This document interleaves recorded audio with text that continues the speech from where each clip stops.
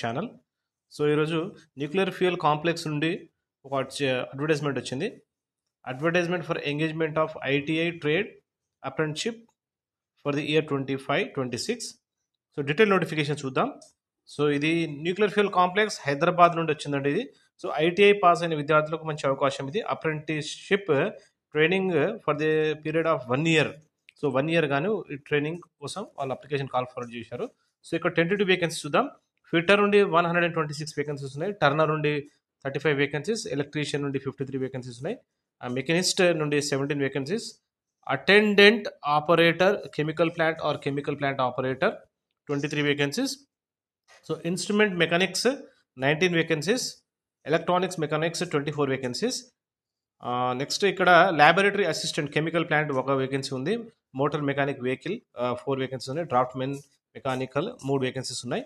So, ఈ vacancies గాను మనకు నెలకు వచ్చేసి స్టైఫండ్ వచ్చేసి 10,560 రూపాయలు ఇస్తున్నారు. 10th or ITI pass in respective trades ఇచ్చారు. సో, ఈ డీటెయిల్ నోటిఫికేషన్ మనం 1 by 1 చెక్ చేస్తున్నాం. ఇప్పుడు నెక్స్ట్ కోపా ఉంది. Computer operator and programming assistant 59 vacancies ఉన్నాయి.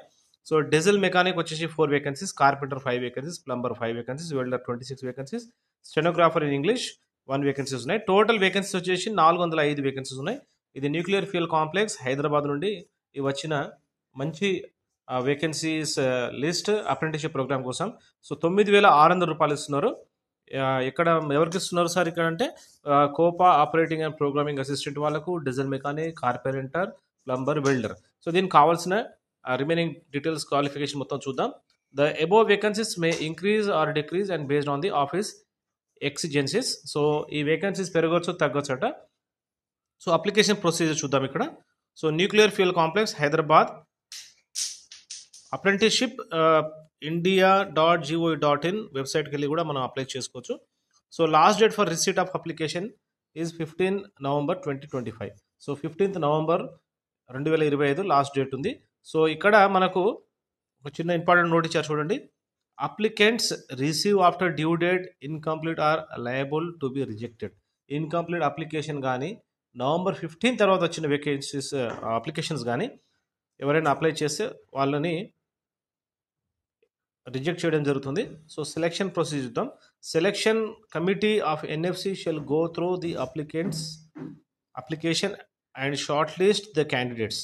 సో, సెలెక్షన్ కమిటీ ఉంటుంది ఎన్ఎఫ్సిలో. ఆ సెలెక్షన్ కమిటీ ఎవరైతే అప్లికెంట్స్ అప్లై చేశారో వాళ్ళ సర్టిఫికెట్స్ అని చూసి వాళ్ళ షార్ట్ లిస్ట్ చేస్తారు.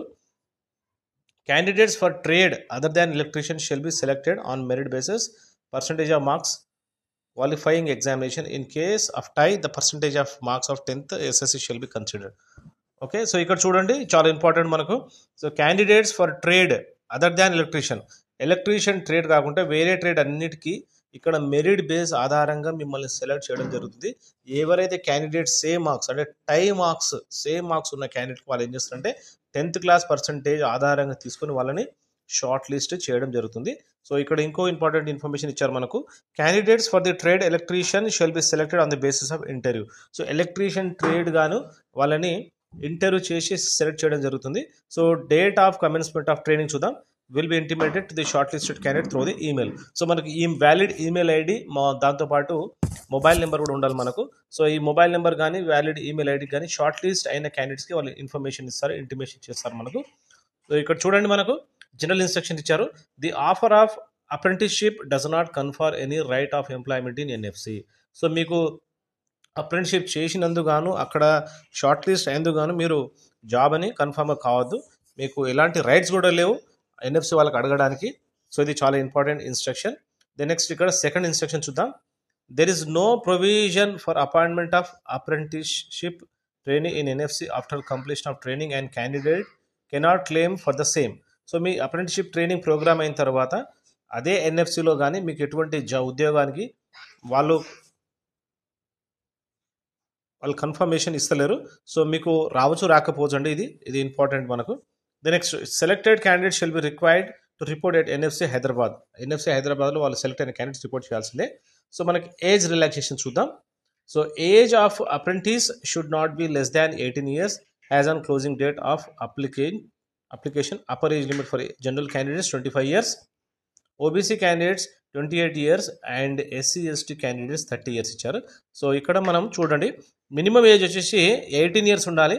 జనరల్ క్యాండిడేట్స్ 25 ఇయర్స్ ఉండాలి maximum. OBC candidates 28 years, SC ST క్యాండిడేట్స్కి 30 ఇయర్స్ ఇచ్చారు. దెన్ నెక్స్ట్ వన్ ఇక్కడ చూడండి, undergo or who are currently undergoing apprenticeship under the apprenticeship act 1961 in any government or PSU or private organisation are not eligible to apply. So ఎవరైతే సైమల్టేనియస్గా apprenticeship చేద్దాం అనుకున్న వాళ్ళకి మాత్రం ఛాన్స్ లేదు, లేదా ఇప్పటికీ గవర్నమెంట్ సెక్టార్లో కానీ ప్రైవేట్ సెక్టార్లో కానీ ప్రైవేట్ ఆర్గనైజేషన్లో కానీ ఎవరైనా అప్రెంటిషిప్ చేస్తున్న విద్యార్థులు ఉంటే వాళ్ళకి మాత్రం అవకాశం లేదు. ఇది ఫ్రెష్ క్యాండిడేట్స్కే ఇచ్చారు. సో ఇక్కడ చూడండి, every apprentice who completed the period of training has to undergo trade test to determine his proficiency in the designated trade. Only on passing the trade test, apprentice will be awarded National Apprenticeship Certificate issued by the Controller of Examination DGT through apprenticeship portal. So మీ apprenticeship complete అయిన తర్వాత గాను మీకు ఫ్రీగా certificate లాంటివి provide చేయరు.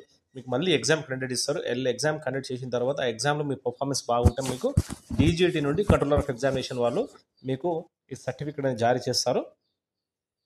So ఇక్కడ చూడండి, seventh point, candidates for technician ITI apprenticeship must have registered their names at national apprenticeship promotion scheme NAPS portal. So ఇక్కడ చూడండి, టెక్నీషియన్ గాను మీరు కంపల్సరీ ఈ పోర్టల్లో రిజిస్ట్రేషన్ అయి ఉండాలి.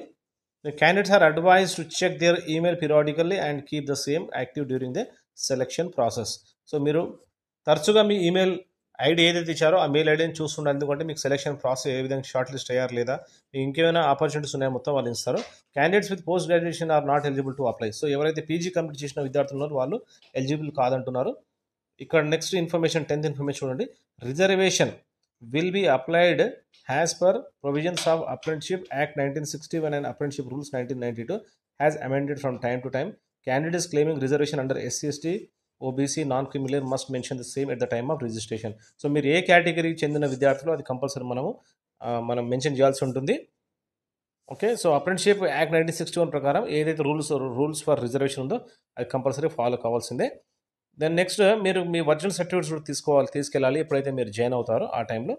దెన్ ఇక్కడ చూడండి, ఇంకా ఇట్లా మనకి ఇన్ఫర్మేషన్ చాలా ఇచ్చారు. ఇక్కడ చూడండి, verification of credential shall be done and in case of any deviation from or non-conformity with the desired qualification candidature of candidate shall be summarily rejected.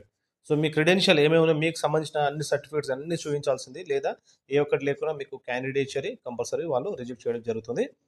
So selected candidate have to submit the medical fitness certificate from the assistant civil surgeon at the time of joining. ఎవరైతే select అవుతారో వాళ్ళు మాత్రం medical certificate అనేది compulsory తీసుకోవాలి. ఆ certificate వచ్చేసి మనం medical fitness certificate అంటాం. ఇది సివిల్ సర్జన్ నుండి తీసుకోవాల్సి వస్తుంది. సో ఇంకా మనకు బోల్డ్ లెటర్స్ తోటి ఇచ్చారు చూడండి, ఒక్కసారి ఇక్కడ చూడండి. The apprentice are provided accommodation by this establishment subject the availability of quarters. ఈ క్వార్టర్స్ కూడా ప్రొవైడ్ చేయడం జరుగుతుంది. సో ఎవరైనా కావాల్సిన వాళ్ళు మీరు ముందే ఇన్ఫార్మ్ చేయండి. Candidate shall immediately start the process of getting a police verification certificate of address mentioned on their Aadhaar cards. This will be required on the date of reporting for joining the apprenticeship scheme. There is no specified format for this certificate. So మీకు police verification అనేది కూడా compulsory ఉంటుంది. మీ ఆధార్లో ఏదైతే మీ address ఉందో ఆ address సంబంధించిన మండలం నుండి పోలీస్ డిపార్ట్మెంట్ వాళ్ళు వచ్చి మీరు మీ క్యాండిడేట్ చేరి వాళ్ళు వెరిఫికేషన్ చేయడం జరుగుతుంది. దీనికి ఎటువంటి ఫార్మాట్ లాంటిది ఏం లేదు, జస్ట్ పోలీస్ డిపార్ట్మెంట్ వాళ్ళు ఒక సర్టిఫికేట్ సరిపోతుంది. Candidates are required to bring the printout of the application form during physical verification of the document. Following documents will be verified physically. So మీరు అప్లికేషన్ చేసిన తర్వాత మీరు ప్రింట్అవుట్ తీసుకున్న తర్వాత మీరు ఎప్పుడైతే జాయిన్ అవుతారో ఆ రోజున మాత్రం ఫిజికల్ వెరిఫికేషన్ కోసం మీరు వెళ్తారు కదా, అప్పుడు మాత్రం మీ అప్లికేషన్ కంపల్సరీ కావాలి ప్రింట్అవుట్. సో మనం తీసుకెళ్లాల్సిన డాక్యుమెంట్స్ చూద్దాం. 10th class marks sheet, ITI marks sheet, national trade certificate ఉంటే తీసుకెళ్ళండి. ఓకే, లేదంటే అవసరం లేదు, ఆర్ అని ఇవ్వాలి కాబట్టి ITI mark sheet compulsory. Then caste certificate, disability certificate, Aadhaar card, police verification certificate from the superintendent of police, commissioner of police of the respective district. Then bank saving account number and passbook, hard copy of online application form, photo copies of all the above mention document, 2 recent passport size photographs. Okay, where the contract of apprenticeship is terminated for failure on the part of the apprentice to carry out the terms of contract. So మీరు ఏదైనా contract మీకు ఒక agreement ఉంది, అగ్రిమెంట్లో ఏదైనా మీరు follow కాకపోతే మాత్రం మీ candidature మాత్రం వాళ్ళు రిజెక్ట్ చేయడం జరుగుతుంది. Selected candidates are entitled to stipend has per the provision of apprentice act 1961. సో 1961 యాక్ట్ ప్రకారం మీకు స్టైఫండ్ ఎంత ఇస్తారో, మీకు ఎంత ఉందో అంత మీకు ఇస్తారు. The next, no TADA shall be admissible for joining if selected. So TADA లాంటిది ఏమి ఇవ్వరు, ఎందుకంటే మీరు అప్లికేషన్ చేసిన తర్వాత మీరు హైదరాబాద్ వెళ్ళొస్తారు కాబట్టి ఆ టీఏడి సంబంధించిన అమౌంట్ మీకు లాంటిది ఏం లేదు. So the selected candidates must execute a contract for a period of 1 year of training has per the provisions of apprenticeship act 1961 and rules framed thereunder. Okay, so ఇది 1 year training program అండి. చాలా ఇది గుర్తుంచుకోవాల్సింది.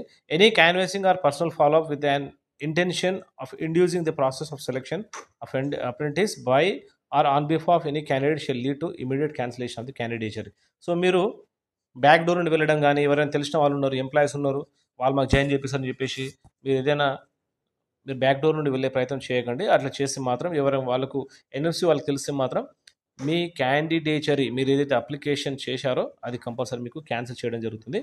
In case of any dispute the decision of the NFC management shall be final. Okay, so ఇదండి మనకు apprenticeship సంబంధించింది. So ఇక్కడ చూడండి Annex 1 కూడా ఇచ్చారు, how to apply. So next వీడియోలో మనం హౌ టు అప్లై అనేది చూద్దాం. సో మీరు చూడండి.